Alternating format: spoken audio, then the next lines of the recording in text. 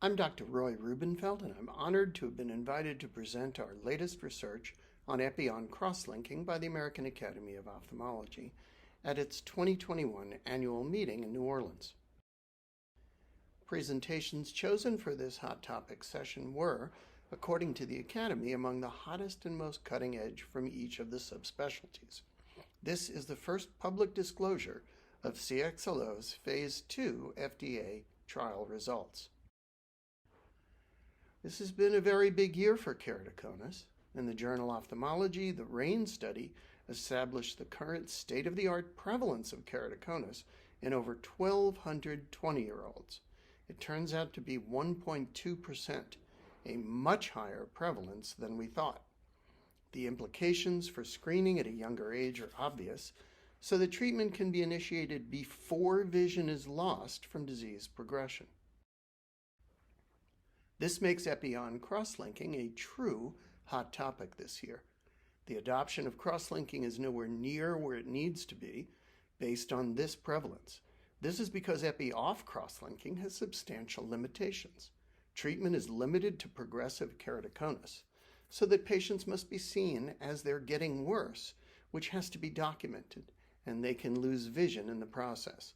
Rehabilitation is painful and long, and many patients opt to not have their second eye treated. The adverse events are significant, common, well documented, and well known. But what if there were an Epi-on system that had such an improved risk-benefit ratio, and the discomfort was so brief that patients could return to work or school 1 to 2 days after bilateral simultaneous treatment? Now that would increase the adoption of cross-linking and help us to do the work that we need to do for so many millions of patients. Be honest, if you had cross-linking yesterday, would you prefer your eye look like this one on the left or this one on the right? However, various Epi-on techniques have been tried for decades, and the relative efficacy of these Epi-on techniques is an open question, as noted in a Cochrane review this year, also in ophthalmology. Why has it taken so long? There are 3 major challenges in Epi-on cross-linking. Riboflavin doesn't like passing through intact epithelium. It passes through removed or disrupted epithelium, but it's impeded by intact epithelium. UVA is captured by riboflavin, or in the epithelium or on the epithelium, and that can limit UVA transmittance. UVA also can photooxidize and destroy riboflavin, decreasing the active riboflavin concentration.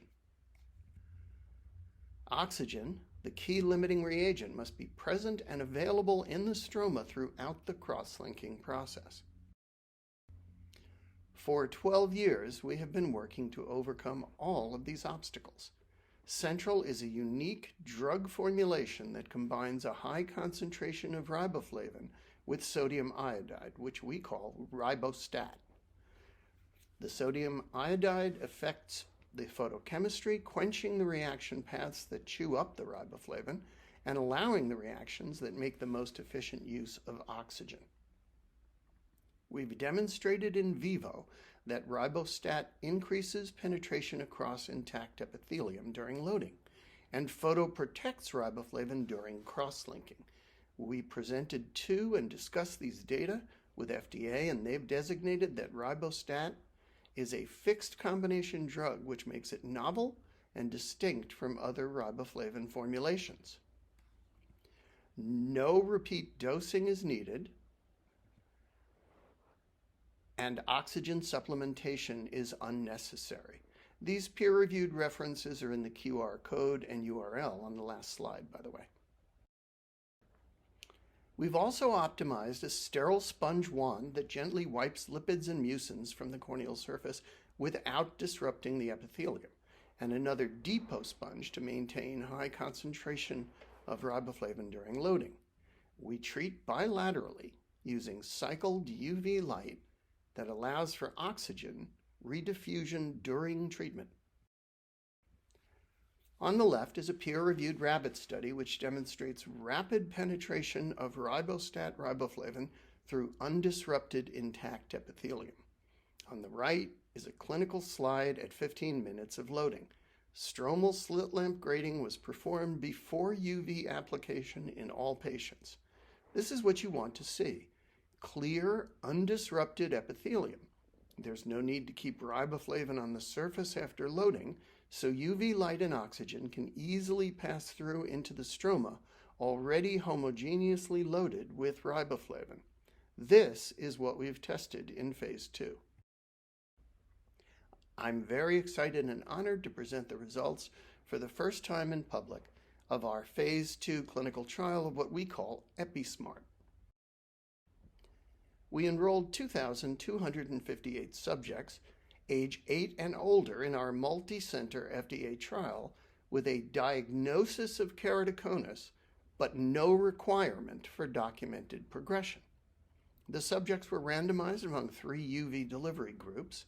Primary efficacy endpoints were change in corrected distance vision at 6 and 12 months, and secondary endpoints were change in uncorrected distance vision and Kmax at 6 and 12 months compared with baseline.